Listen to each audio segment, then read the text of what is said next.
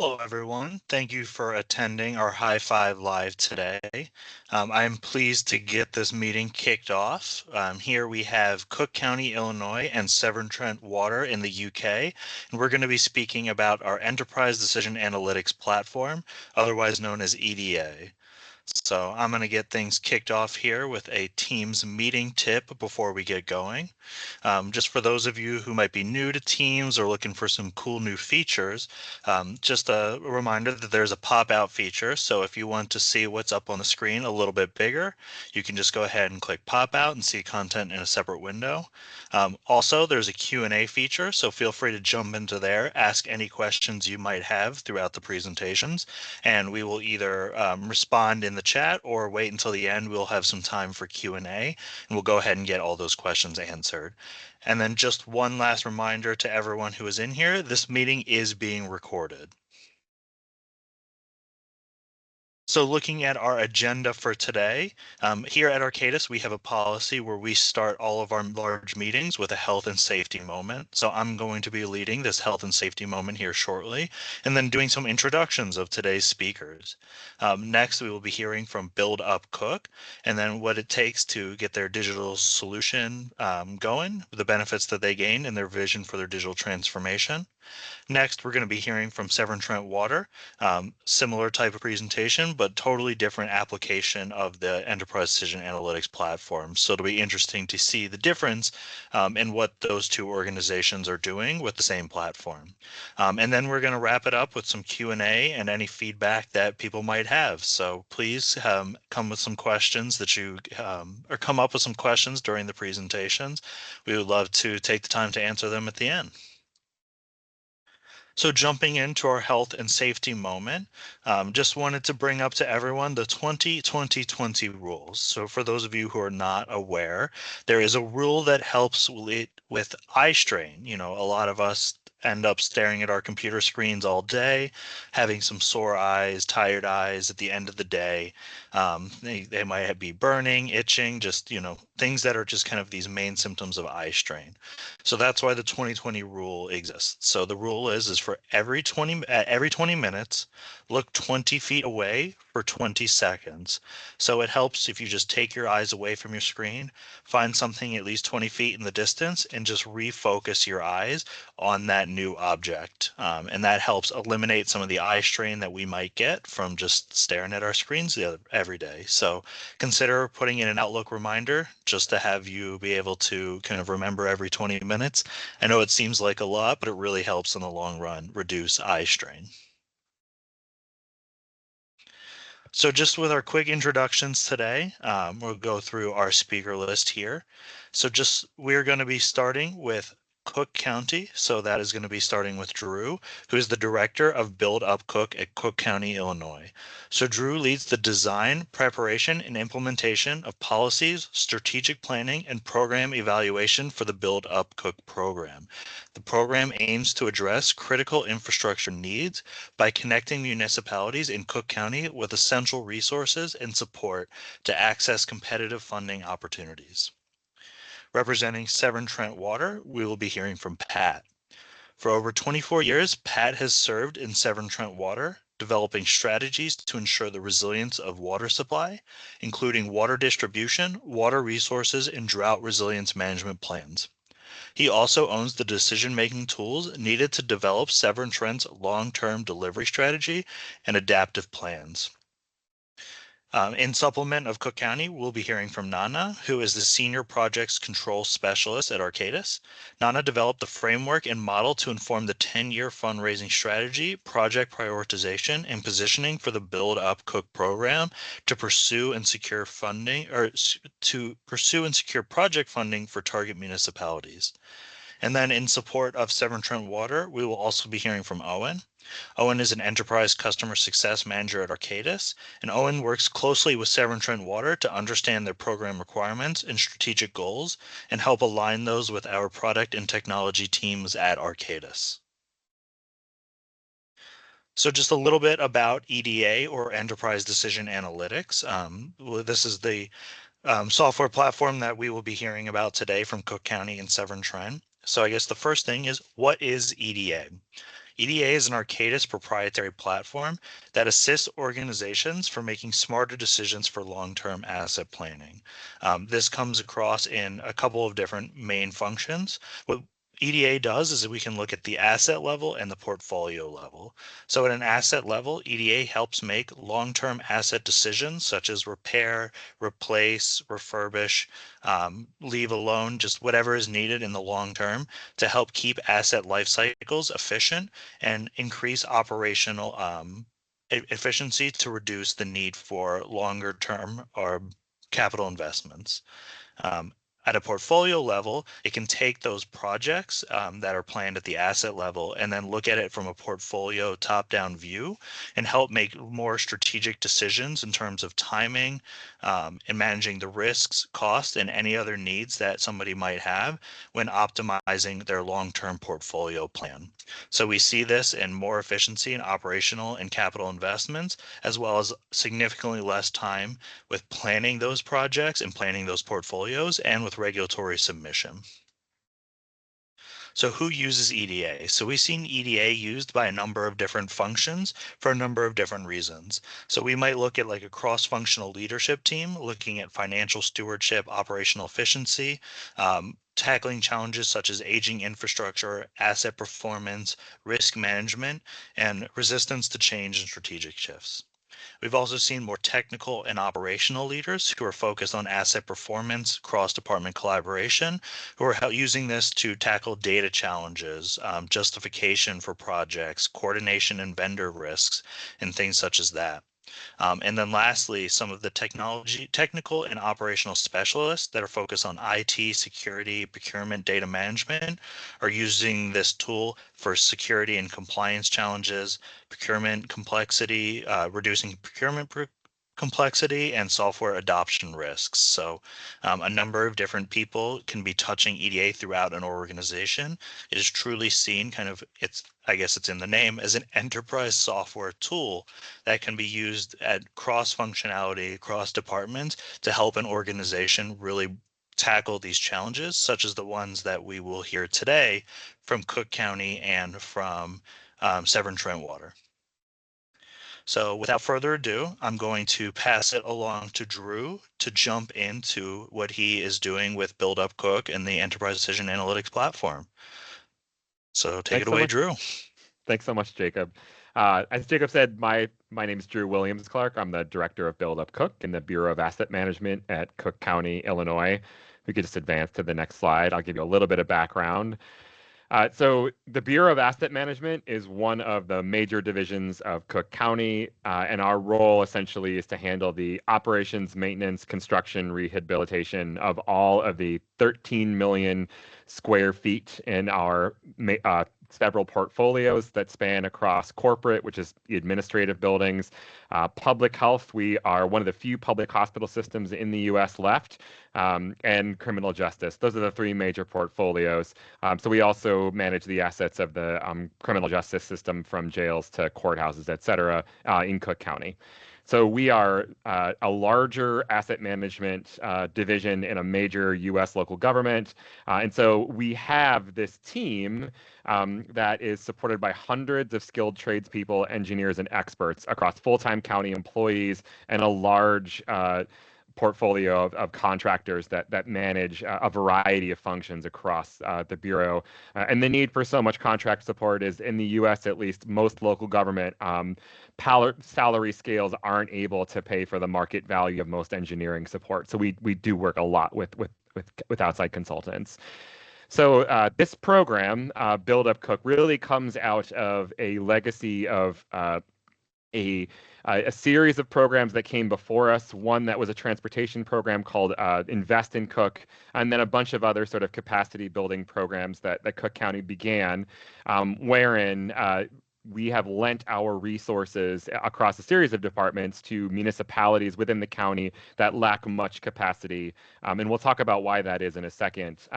But once the American Rescue Plan Act was passed by Congress several years ago, the county received $1 billion in total and chose to use most of that to innovate on some new programs that we thought could improve the quality of life across the county under the banner of equity, excellence, and a variety of other values that the county supports. So this was our point in time where we said, okay, we've had, 50 or so municipalities that periodically will ask us for help because they have limited resources, and we want to pilot some programs to try to provide that help. So if we could go on to the next slide. I want to give you a little bit of context, and I think this sort of dovetails well with what the Severn Trent folks are going to talk about, mostly because it is a radical juxtaposition from the way our county is organized. And so I think what's important to understand about Cook County, a few things, right? If you look at that national map, we're right there, the county that houses the city of Chicago. That's what we're best known for. We're right next to Lake Michigan, one of the largest freshwater reserves on the globe, but especially in the U.S.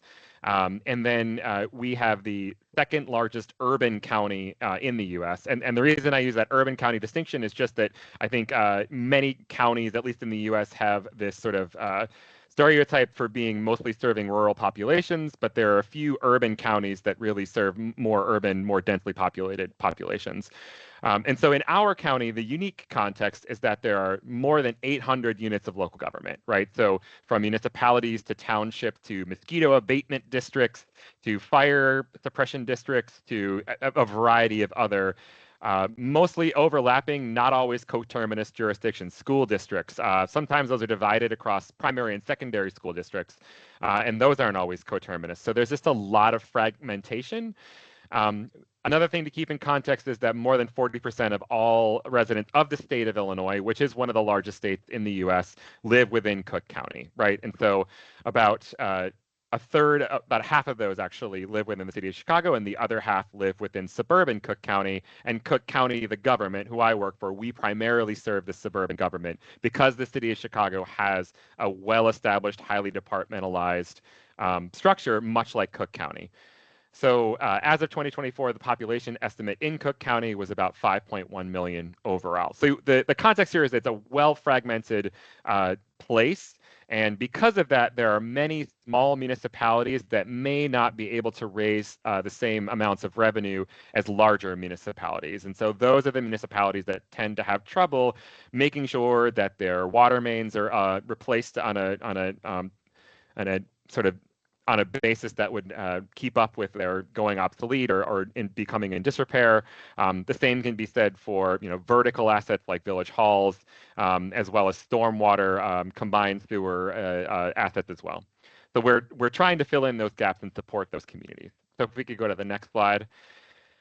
We decided to structure this program really making sure that our $30 million budget was poised to make impact. And so for us, that meant 2/3 of it would go to construction projects because we wanted to make sure the projects that were ready to go could be funded by this fund that we received and make sure that we were able to make an immediate bricks and mortar impact in those communities and not just rely on design engineering or even program development. And so we chose to do that. We began the program by interviewing, by selecting 26 of the most under-resourced communities through a data-driven process. Nana will hit on that briefly. And then instead of doing a competitive application, we chose to simply do an iterative interview format where we just asked each of those local governments working with public works directors, what are your highest needs? What do you have that's shovel ready? Here's what the ARPA funds can do. Let's try to find a match overall based on that. And so these are the sort of examples of projects on the right that we said, here are some things that we can do for you. And on the left is the map of all of the projects that we already have moving forward now and the sort of typology of each of those projects. And this map to many folks where we live sort of shows that we're working with the most under-resourced communities because they tend to be in South and West Cook County. I also want to emphasize that 1/3 of that really went to capacity building. A little smidge of that was for our 4-person staff team. And then a larger portion of that were for several contracts that we used to bring on consultants like Arcadis to make sure that we could provide some capacity building support. And a lot of what Nana's team have done is focused on this EDA work, but also helping to secure additional funding for lead service line replacement, water service line replacement in our communities. So if we go on to the next slide. that gives you a basic overview of the program design, how we kicked off. This drills in a little bit more on the left, that gray table, into the amount that we're spending on each of the different project types. And then sort of reiterates with the pie chart what I just said in terms of the split of the program spend across each of those sort of functions. And then I just want to sort of drive home in terms of our first year's impact. That's a lot of what this is showing right now, that in our first year of program design and rollout, we've already been able to have a pretty tremendous amount of impact, bringing a bunch of construction projects forward, but also doing some really good capacity building work. And a significant portion of that, as I mentioned, is that we're working with a small number of those municipalities to help raise funds so that they can replace all of their lead-based water service lines. And so in year one, the Arcadis team was able to help us secure $12.1 million for those lead replacements. We're actually crossing our fingers that this year we'll be able to get $30 million for 12 communities. And so we're growing, and we're really proud of the impact we're making and the trend that we have toward expanding that impact. So I want to sort of transition now and sort of advance to the next animation and talk about sort of the way that we are moving forward. And so one big thing that we were able to do, this sort of shows the split of all of the, we want to sort of be able to continue to work on the needs that we identified in the initial needs identification phase. And so overall, those conversations led to about $200 million worth of need identified. And this sort of chart shows how that split across major types of infrastructure systems, right? So water facilities and infrastructure was far and away the biggest need. We find that across Cook County. It's probably true across the United States of America. Probably that results from the fact that we've been really, really good at cultivating a high-performing transportation system, emphasizing roadways, as many of the folks around the globe will sort of tease us about, and I'll take the heat for sure. But the consequence of that is that there isn't really a federal apparatus to fund new water infrastructure projects, not even comparable to what's available for transportation. There's some funding, and again, the Arcadis team has really helped us access as much of that as is available, but there's a real limitation on outside funding for water infrastructure. And so this is a great need. We're now looking at how do we even begin to chip away at that. So if we could go to the next animation, this is really the issue that we wanted to confront and use the EDA tool to try to address. There are a series of competitive federal and state funds that are available for capital improvements, for construction, for design engineering, and we really wanted to optimize the way that we will spend our time in securing those funds for those unmet project needs over the 5 or so more years of the program that we, knock wood, have promised. And so we're really working with the Arcadis team now through the EDA tool to figure out what's our best bet, how do we maximize our get in terms of those funds. So I think we're ready to advance. Great, thanks so much, Drew. Yeah, so Drew mentioned a lot about the history of the program and kind of the successes so far. And in coming to this question of answering, what's next after or how do we strategically position to make the most use of our grant writing resources to access more funding for these communities. And we kind of tackled it with this particular initiative, answering the questions of the who, the what, and the how. And some of this is building off of the work that Build Up Cook had already done in that first phase using those ARPA funds. But so at first, we started with really identifying what are the most at-risk communities, if you could advance the animation. And so primary drivers was this equitable distribution model that we developed. And we were really looking at, what is the tax base per capita of each municipality within the county, changing commercial and industrial market value, just to understand, how well are they able to raise new funds based on commercial and industrial organizations moving into their municipalities. We developed a hardship index and also looked at life expectancy. You can see on the graphics to the right that the 25, 26 municipalities that were identified using these metrics, if they only have about a third of the funding ability as the rest of Cook County. And additionally, both in terms of hardship index and life expectancy, they're on the bottom 25%. So we really wanted to make sure that our efforts were focused on the municipalities that had the greatest need. If you could go to the next slide. And then the what is really kind of going back to that list and growing list of projects that the municipalities were able to provide. What are their needs, and kind of classifying them in ways that we can then prioritize and kind of identify which projects to sequence and in what order. With the ARPA funds, this then went to, if you could go to the next animation, through a funding request, just because those funds were only able to fund certain types of projects. And I'll come back to this point because it is a consideration we needed to make within the EDA optimization. And next, we developed a project's evaluation rubric. So project readiness, are there any sustainability concerns? What is the level of urgency on the project? Are there public health risks associated? And then developed multiple scenarios that we ran in tandem with an interagency working group to kind of really identify what is the scenario that helps us address the most pressing needs and in the most equitable fashion. And that then gave us this approved list for fiscal year 2024. But going forward, as Drew mentioned, we're now looking at the next 5 to 10 years of this program. So going kind of back to that, keeping this flowchart up of what are those projects, how have they moved, have some of them dropped because we took some of them on for the last couple of years. Have any new projects been added on? Have they advanced in design, for example? And then understanding, and this will tie into when we talk about the funding opportunities that are out there in the space, what is the nature of the project? What funds are available in the space to really address those types of projects? And are we able to do that matching? And then kind of running through everything through that evaluation rubric and developing multiple scenarios, which again, I'll get to, which was something EDA was very helpful in helping us rapidly iterate through. If we could go to the next slide. So we talked about the who, the what, and the how is really understanding the current funding landscape. Here in the US, there's federal funds that are available, state level funds, local and private funds as well.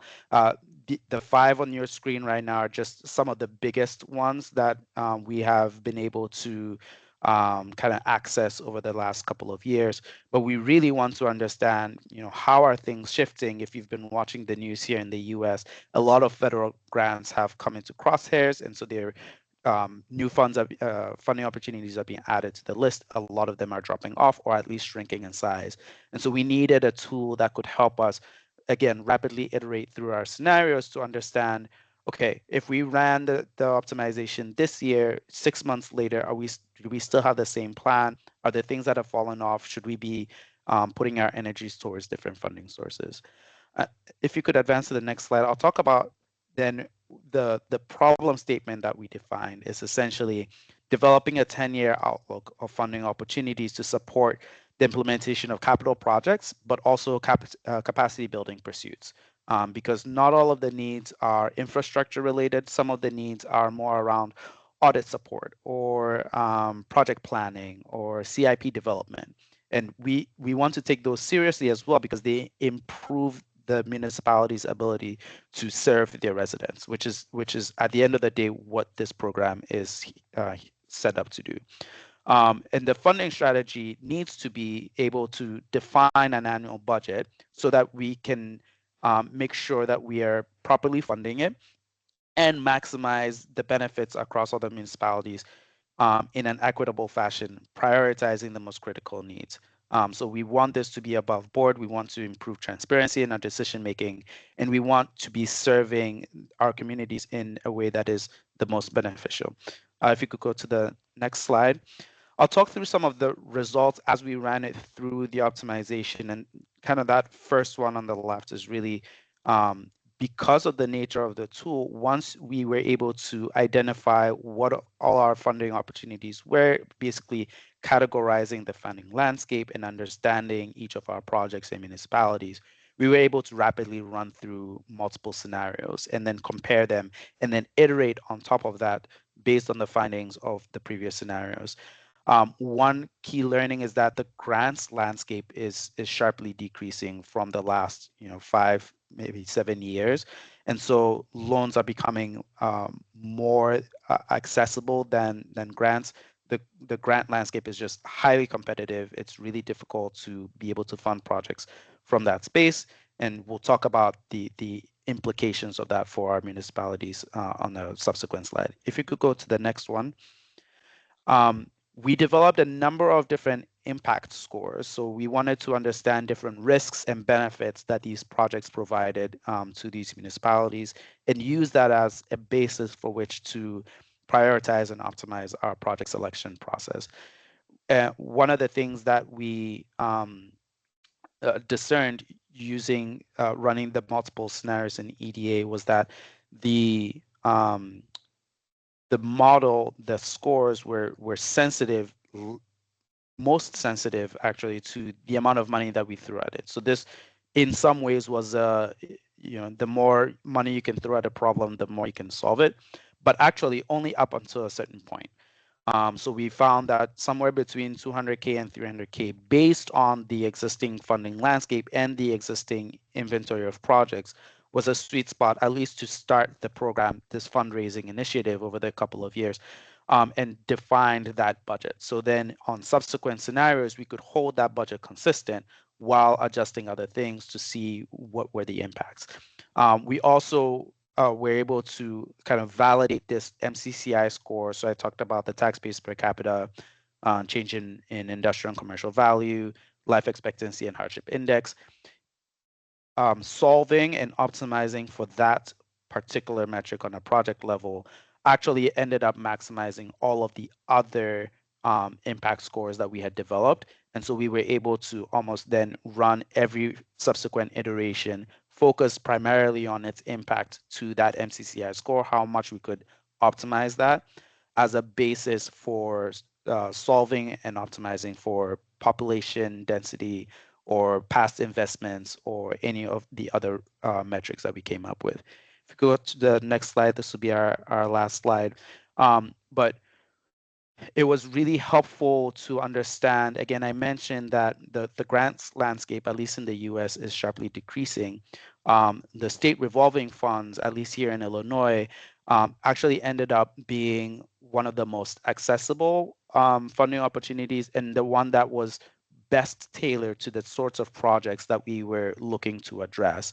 And what that told us is that a lot of the efforts over the next few years really needs to be focused towards capacity building for these municipalities.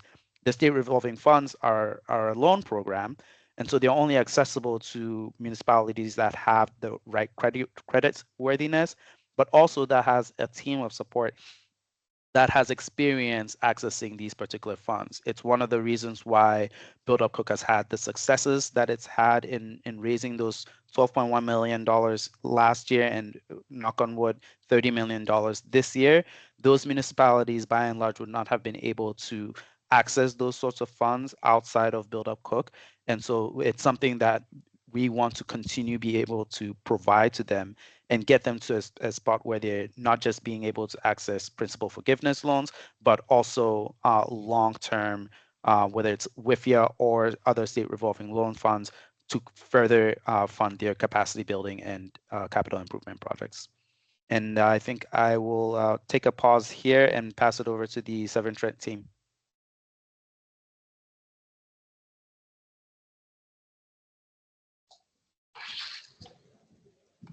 Can we progress the next slide, if that's okay? Well, good morning or good afternoon, depending on where in the globe you are. As Jacob said, my name's Owen McGuinness, and I am the Arcadis account manager for Severn Trent Water.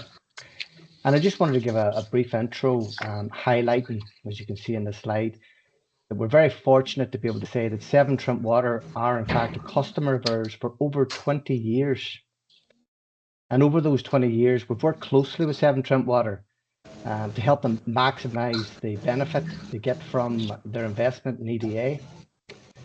And on the slide, you can see that we've collaborated quite closely with Severn Trent Water to develop solutions across many different asset classes and in different business areas. And I think it's fair to say Severn Trent Water, they'd be considered one of the most innovative water companies in the UK.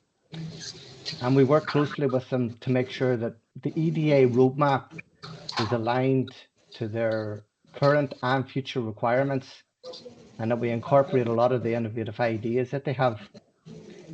And I'd just like to say I'm very grateful to have Pat Spain from Severn Trent Water join us today. And he's going to talk about the benefits that they've realised through their continued investment in EDA. And I suppose without further delay, I'm now delighted to pass you across to Pat Spain, who's going to talk to you about how Severn Trent Water use EDA. So Pat, I'll pass it over to you if that's okay. Thank you very much, Owen. Yeah, I was lucky enough to be there on day one in 2004. So I've been on that whole journey with a few little breaks in between. So yeah, it's been as Owen said, it's been good fun, and everything's been delivered as we expected, and there's been some great development there. So if we move on to my first slide, please. So who is Severn Trent Water? So we are a large water company, so we provide water and sewage services in the Midlands of England. We were created out of 30 different municipalities in the early 1970s, and then we were privatised in 1989, so you can find our shares on the London stock market. But we are a regional monopoly, and we provide water to about 8 million people, and then we take that water away and we treat the waste and return it to rivers. So to do that, we've got a lot of assets, different assets of all sorts, types and sizes, and we apply the EDA software to probably over about 80% of them. So we've got reservoirs, river intakes, boreholes, 47,000 kilometres of water mains, 92,000 kilometres of sewers, and over 1,000 wastewater treatment works. So the UK water industry is heavily regulated because we are a monopoly. And so I've listed there what people do. So the UK government set the overall policy framework. They sort of set the rules that we have to abide to. The Environment Agency are our regulator on the environment side, so they enforce those rules around the environment. We have the Drinking Water Inspectorate, who make sure the water is good to drink, and they monitor against standards. And then lastly, probably most pertinently for this this presentation, are Ofwat, who are the economic regulator, and they make sure that we set bills and don't overcharge customers. So next slide, please. So why do we need decision analytics? So we have got a lot of assets. We've got a lot of performance metrics we need to hit, and assets will need to be replaced and maintained and replaced over time. We also need to adapt to the changing world, so we know the future is going to be different. So there's climate change, so we might have more intense rainfall, we might have less overall rainfall, so more floods, more droughts. We've got a growing population in the middle of England, and also the society wants to improve the environment, so clean up the environment, make sure it's fit for everybody.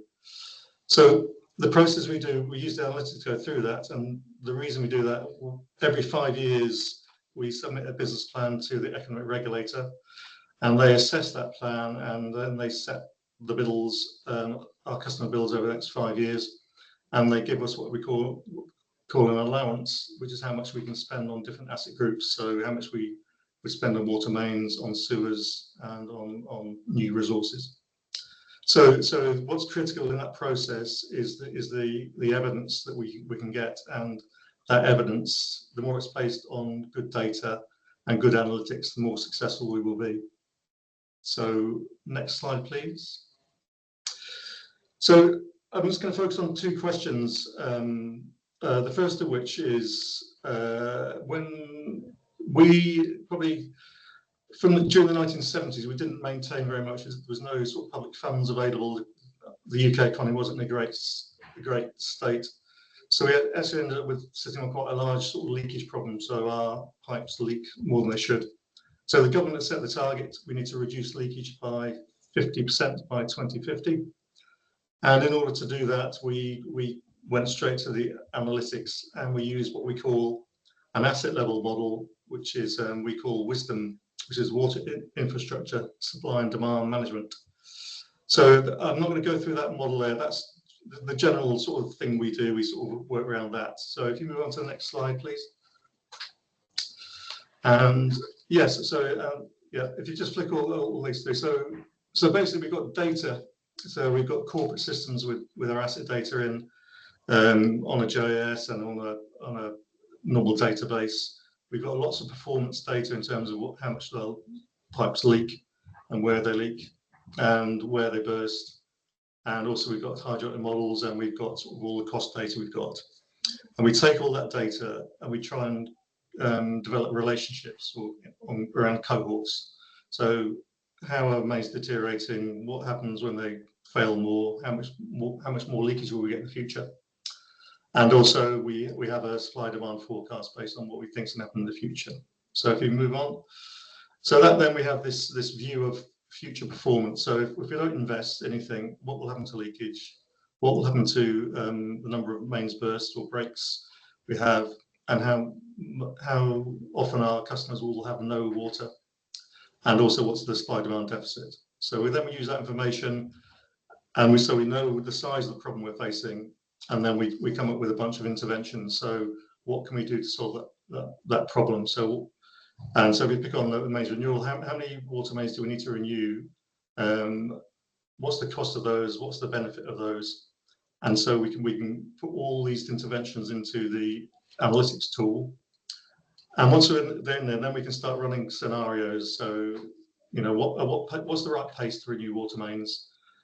Should we go faster or slower on that? What's the overall cost? What happens if we can only spend so much in the city of Birmingham because of the local council don't want us to sort of rip up all the streets at one time?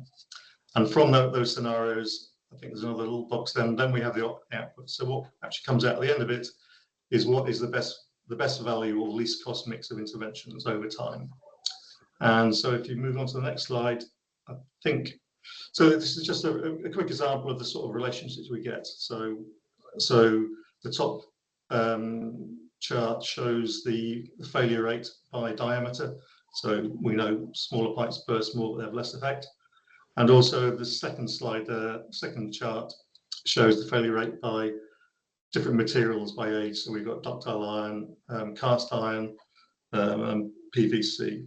And those are the sort of things, the relationships that are in the guts of the model that we use in order to project the future. And the next slide. So, and this is the typical output. So this is what we use. So different scenarios will show different renewal rates that we need to make in order to achieve the goal of reducing leakage by 50%. And so typically we renew about 0.4% per annum. But this work we use with the analytics, we managed to convince our regulator to increase the renewal rate by 50% to 0.6%, which is about £200 million additional funding that we got to help achieve our targets. So that's one question about that we were talking about how do we reduce leakage. So if you go on to the next slide. So the other part of the question is, what about the future in terms of climate change and growth, and how much water will we need in 50 or 80 years' time? And so this is a slightly different problem because that question comes with a lot of uncertainty around, well, what will the future be like? What will the climate scenario look like? How much will growth be? Will it be high or low or medium? And so we developed a separate tool with Arcadis, which we call the DMU, or decision making under uncertainty.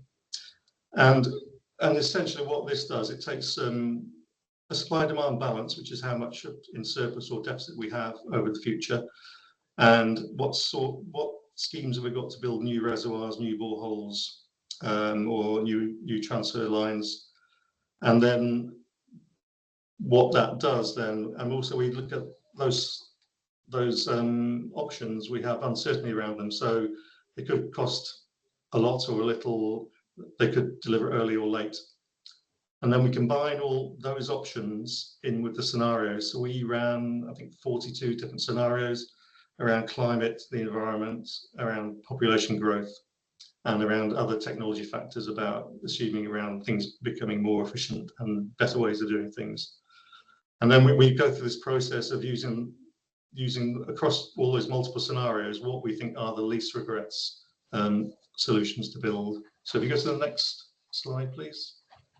So this just gives you a flavour of the output. So the beauty of this stuff is we can look at a single scenario. So assuming high climate scenario, low growth, high climate, low growth, what schemes would be selected, and we use a frequency analysis. So we need to do scheme 33 immediately because it's the best solution. But then other schemes there's some uncertainty about when you would build those. And then we can look at multiple scenarios. So we look across multiple scenarios. So on average, what will the scheme look like in terms of across all those scenarios? That will give us the least regrets way of going forward. And so it is a bit of a mind bender, this, but it does help us be really sure that we're building the right solution for customers, so we don't overinvest, and our customers get the best value. And so using this analysis, we've been successful in securing an investment of £350 million over the next 5 years to build new resources to make sure our customers have got sufficient money, sufficient water, and that we'll be able to survive whatever the environment throws at us. I think that's the end of my slides. That was a very quick canter through. Was that the end? Yes, there you go. Thank you for listening.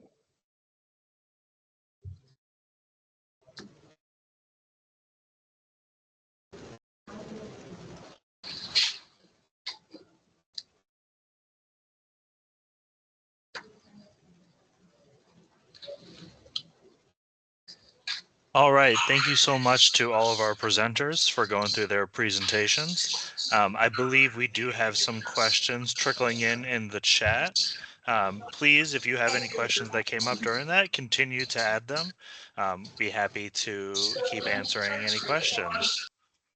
So the first question is, what have you seen as a benefit EDA brings with respect to stakeholder management? So maybe I will give that one over to Drew first, and then we'll see if Pat has anything to add to that.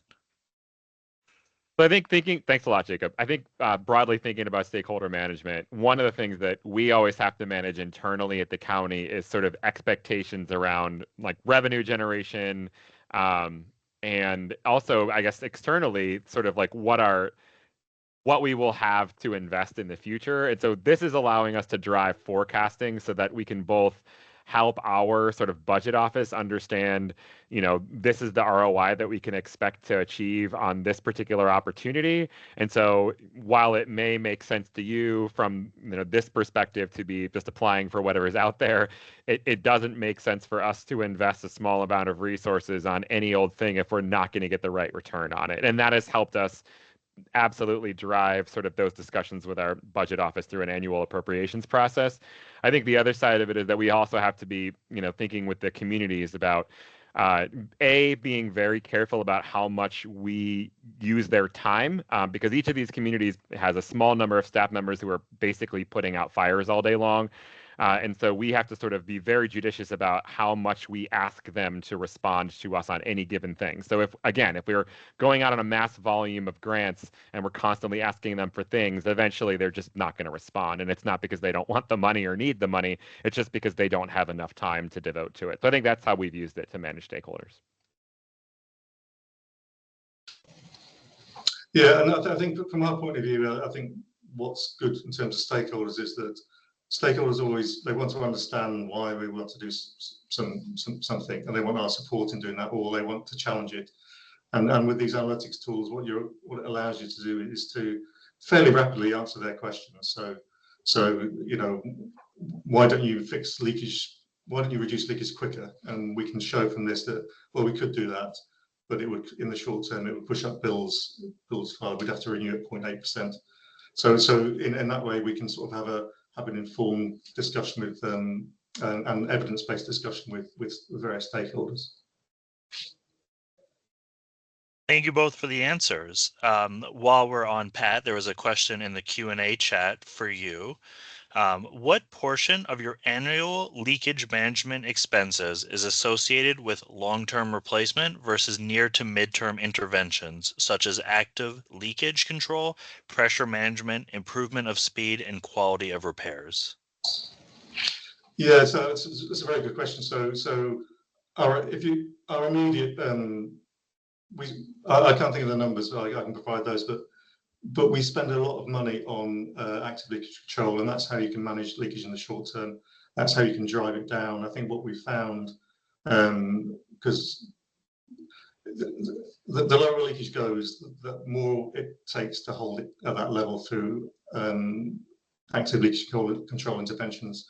So in the longer term, as you drive leakage down, you have to do more and more active leakage control unless you actually address the fabric of the network. And adjusting the fabric of the network is needed to sustain that reduced leakage. So you drive it down through active leakage control, and then you help sustain it in an economic way, but through water mains renewal. And the best thing you can do is manage pressures, because that, lower pressure means less water leaking out of the holes that are there. So yeah, it's a combination of everything. But yeah, and the tool does allow you to trade those off. So you can rather than you can strike the right balance between the two of those things.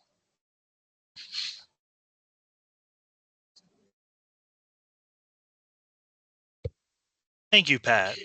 There were a few more questions that have come up in the chat. Actually, I think I'm going to pass this one to maybe Nana to kick off, because I know you're newer to the EDA tool as well. Have there been any part of the results from EDA that have been a surprise to you? And if so, can you expand on that?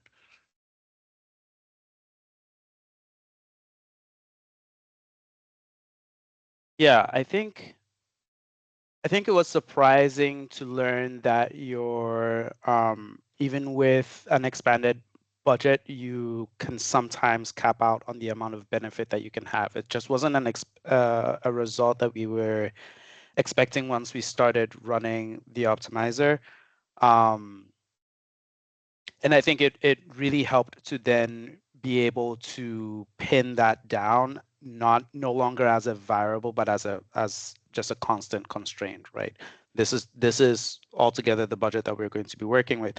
And to be fair, there are going to be times, down the line when we come back to the model and we still do want to play with that particular constraint and be able to validate that that's still true. But yeah, that was something that was surprising to me personally. Drew, did you have anything that you might want to add to that? No, I think Nana said it really well. All right. I just I think on that, I think it's always interesting that people hold beliefs, and then when you do the analytics and you run the data, sometimes those beliefs are not be things. So it's always interesting, and always the first result you get from an optimization is you think, oh, that's interesting, I didn't know that. So there's either two things: either your belief was wrong, or there's a problem with the data. And so it's not a one-off, put all data in, push the button, it comes out. It's an iterative, continuous learning process. And we've been at it a long time, and and I think having consistency in this and continuing to learn is very important.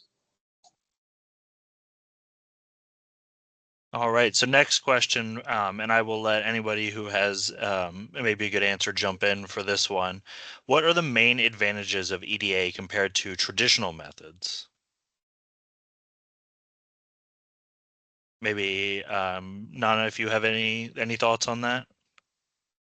Yeah, I think two big things for me are always front of mind. One is traditionally you're just prioritizing, so you're picking a number of variables that your stakeholders care about or that are important, and not to frown on those, but you end up leaving money on the table because you're basically just going down from one fire to the next. So I tend to sometimes use the urgent important matrix, and so you actually end up spending a lot of your time on urgent things, whereas you're leaving a lot of important things on the table. And I think that using EDA with as opposed to a traditional, whether it's a well-developed SQL script or it's just Microsoft Excel, you're just missing out on that. I think the other thing that it does, and this ties back to the stakeholder management conversation,